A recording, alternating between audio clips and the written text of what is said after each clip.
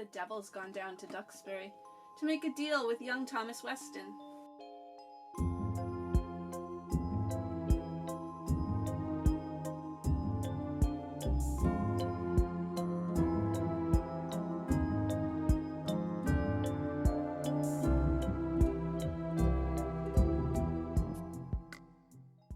Hey, thanks for stopping by.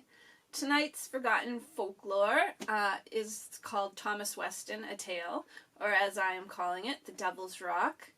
This story was written by Joseph R. Chandler, and it was written sometime between 1822 and 1833. I don't have an exact date for you. So I hope you stick around to the end, because if you're ever in the area, I believe I discovered the locations mentioned in this story, so you could actually visit the meeting ground of the devil, where Thomas Weston sold away his soul.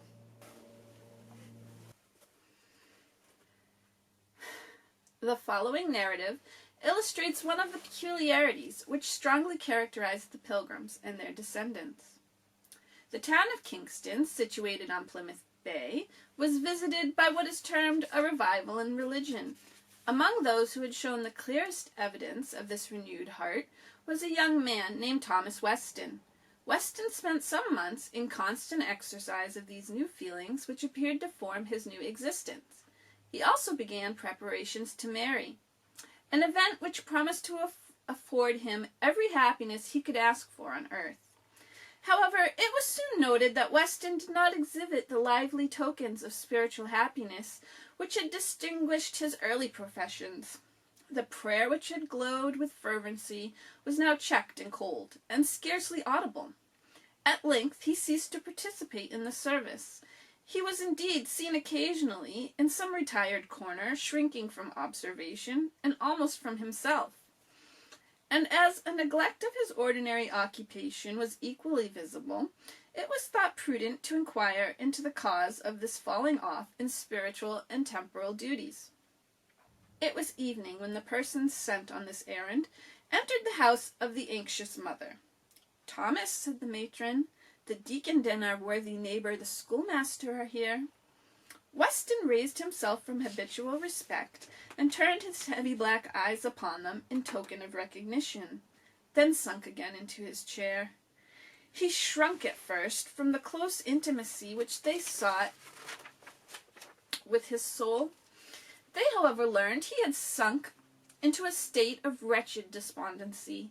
He had not only lost his first love, he was also tortured with the fear that he was under the curse of the sin which cannot be repented of.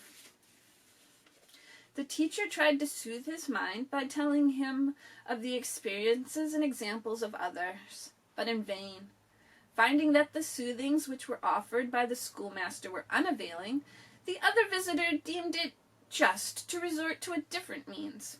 He warned the wretch of the danger of such a state of mind. "The enemy of mankind," said he, "seeks the gloomy, the doubtful, and the unwavering as the fittest instruments of his design. The mind that refuses to rest upon the rock of ages will, when the storm shall come, find its resting place the unstable sands of the shore. Where will your hopes in such an hour be?" "The storm has come," said Weston, without lifting his eyes. "The storm has come, and the winds have beat vehemently upon the slender roof of my hopes, and great and ruinous has been its fall."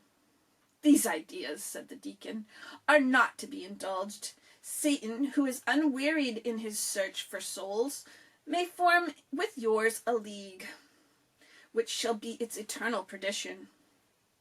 "Do you believe," asked Weston, with energy rising in his eyes for the first time, "do you believe that the evil one can form a compact with a soul without a mutual and conscious agreement?" The deacon answered, "In a state in which the mind appears much alienated from its ordinary habits, it may not be able to judge the power of an assailant. There may be wrested from it a concession of which will remain unconscious until the experiences it affects." "But I have understood," replied Weston, with increasing interest, "that when any being has covenanted with the devil, he is possessed of some peculiar powers, and allowed the exercise of certain privileges, otherwise unattainable. I remember poor Charles Jones, whose death is yet unaccounted for. It was said of him that he could command the winds and tides. Certain it was that space and distance formed no obstacles to his journey. Was he not in Duxbury at 8 o'clock, and was he not seen in Plymouth at 9 the same evening? And surely mere mortal power does not perform that task. And I myself have thought that I have possessed some unusual influence, for I have seen the children of late suspend their amusements as I approach them, and gaze upon me as if they did not know my person, or were jealous or fearful of my power." His mother groaned audibly, and the schoolmaster began to shed tears over the misery of the unhappy youth. The deacon, however, believed it proper to continue the advantage which he supposed he had gained by exciting the fears of Weston. "Young man," he said, "the enemy of souls is wary of his bargains, and the privileges which he grants are in proportion to the resistance made to his influence.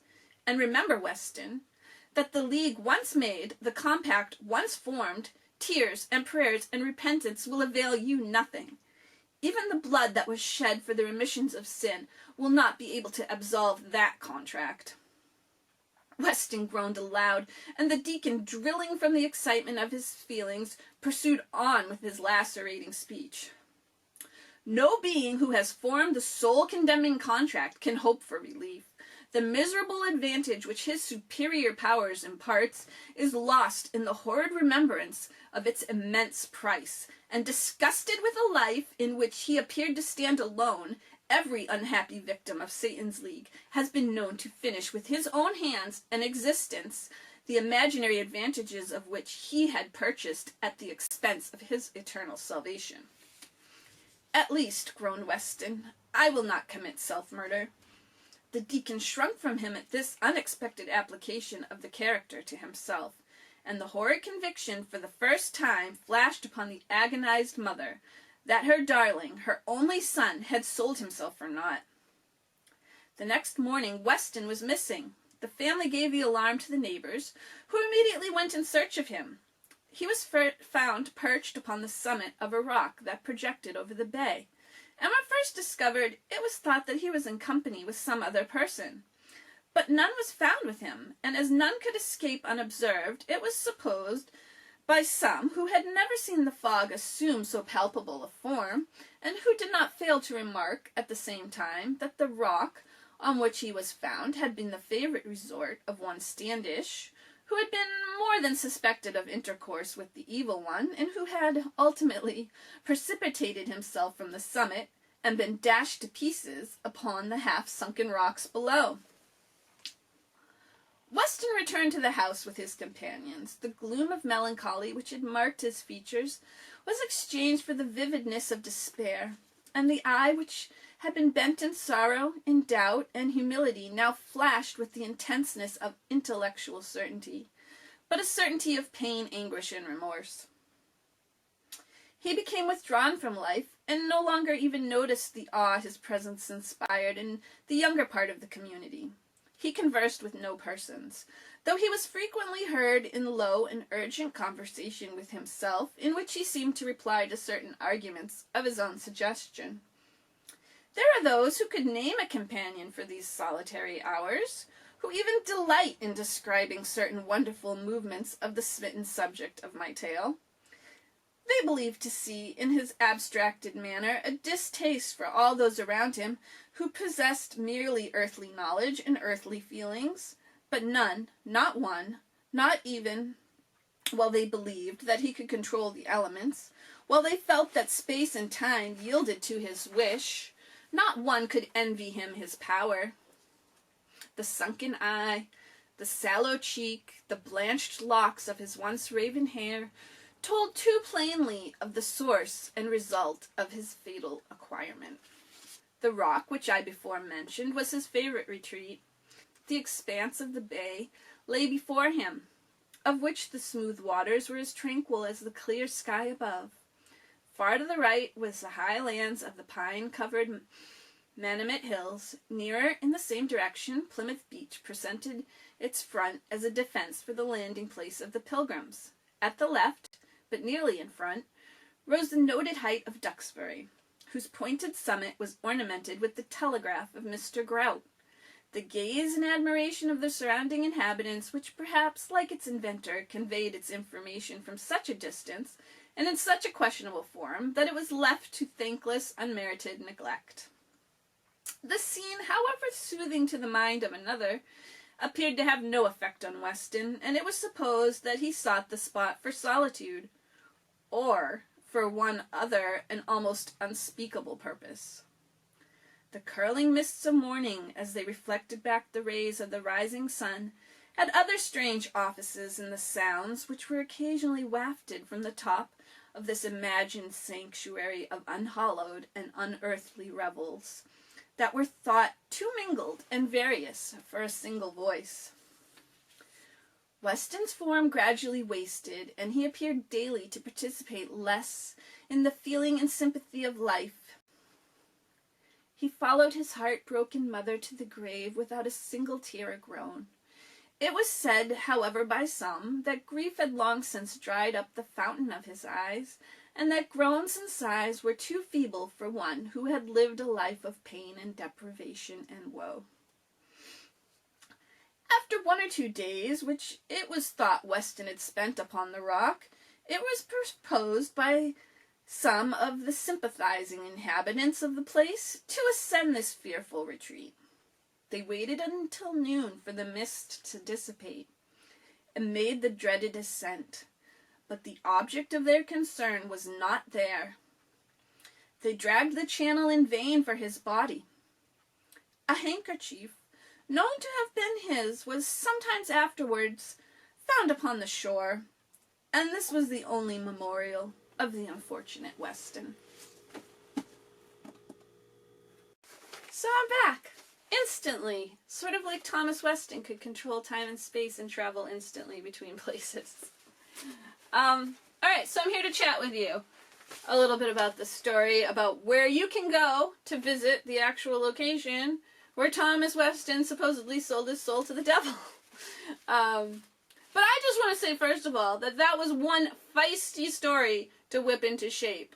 I wanted to preserve the language as best as possible, but wow, that was, I mean, it is gorgeous language, but that was, some of it was like a tongue twister to read, and I had to really whip that one into shape, so I really hope you stayed to the end. I know I cut things and did what I could to make it more interesting to listen to for modern day listeners, readers. And as I've said with the other ones, the written version, my version, the original version, will be available Halloween weekend on the blog if you want to actually read it. But yeah, that was some work. So is Devil's Rock real? The rock that I believe he is talking about in the story is not called Devil's Rock. I believe it is called the Ledges, or it's the Stone Ledges. I think it has another name, I'm not sure. And it's actually in Duxbury, which is why I said the devil came down to Duxbury. And it's at the back end of the Bay Farm Trail, which I recently made a video about. So if you want to visit, it's pretty easy to get to. However, there is very close by, although I'm not sure if I found it or not, another rock that is actually called Devil's Rock. And there's actually 3 rocks in the area, or were 3 rocks in the area, known as Devil's Rock. So this is from a 1933 book by Emily Fuller Drew, who wrote about different places, local places in the area. The cat is running around like crazy, and he's gonna get my toes. Okay. This is what she had to say. The Devil's Rock on Bay Farm land, near the mouth of the Jones River, is one of 3 rocks in Kingston which testify to the visits of the devil, as imprints of his feet and hooves prove conclusively that such visits were really made. The other 2 rocks are Nick's Rock and a 3rd rock, also called Devil's Rock, which lies in the brick kiln pasture near C. Drew and Company on Stony Brook. And this was written in 1933. Nick's Rock is no longer there. I don't know about the other 2 Devil's Rocks. I went looking for the one that's supposedly on the Bay Farm land, which you can see. Is that the Devil's Rock? I'm gonna go find out. Man, it's a pretty big rock.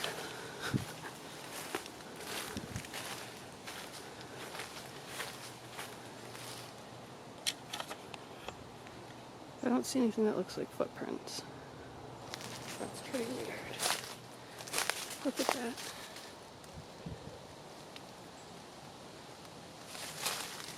Oh, I think that's all rock. It's just covered with leaves.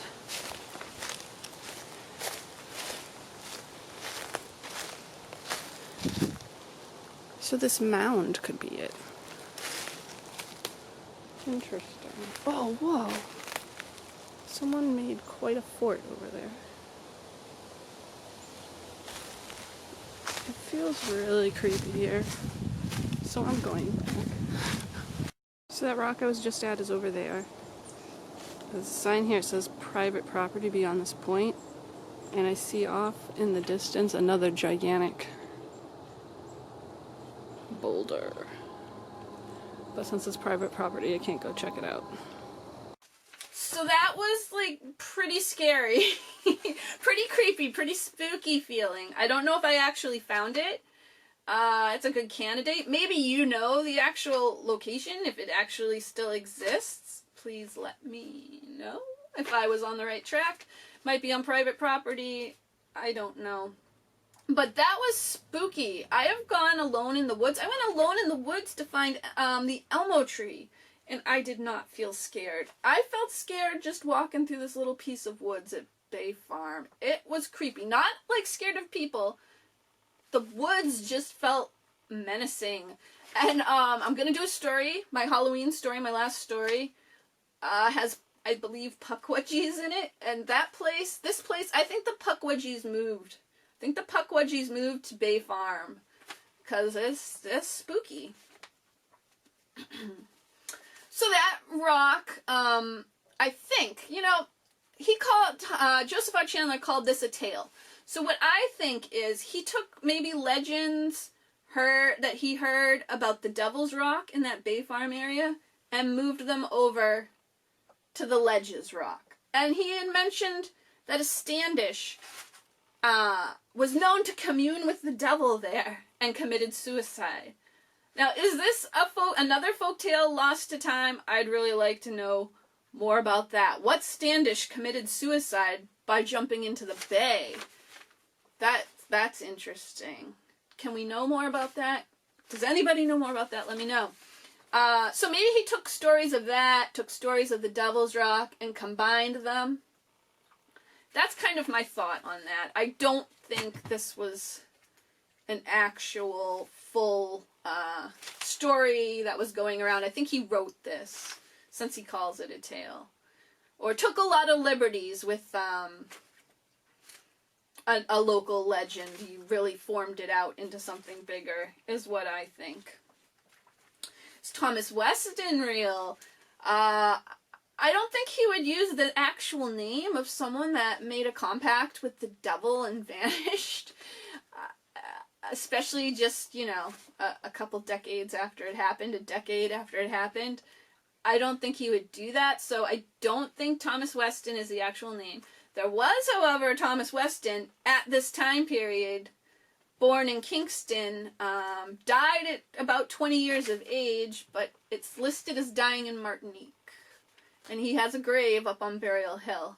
So it's not as strange as it would seem that someone from this area would die in Martinique, because looking through the death records, I did notice a lot of young men, not a lot, but some young men died in Martinique, and that was because there was a sugar trade from Plymouth, Martinique, and Boston at that time. So deaths in Martinique would happen, but I don't know.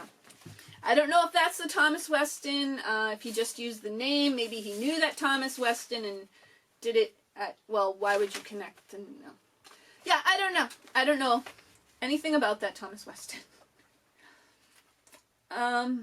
So one interesting thing I wanted to add in, which really deserves its own story here, is he briefly mentions Mr. Grout's telegraph. There's a lot of hills in this area called Telegraph Hill, and that's because of Mr. Grout, who invented the telegraph in 1800.